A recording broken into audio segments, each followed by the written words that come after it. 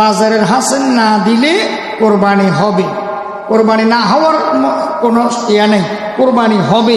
তবে হ্যাঁ, বাজার কমিটির একটা হক যে দেন নাই, আদায় করেন নাই, এটা তো তাদের হক, হাসিল দেওয়াটা এটার গুনাহ হবে, এটার গুনাহ হবে, তবে এই কোরবানি হবে।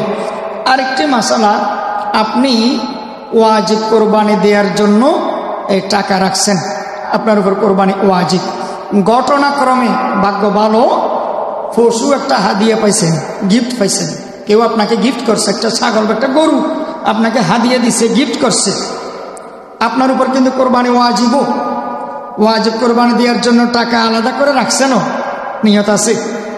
এমত অবস্থা হাদিয়া একটা আসছে আর কি, আপনি ওয়াজিব টাকাগুলো বাছাই এগুলো রেখে ওই হাদিয়া গিফট যেটা পাইছেন এটা দিয়ে কোরবানি দিয়ে দিছেন, কোরবানি হবে কি হবে না?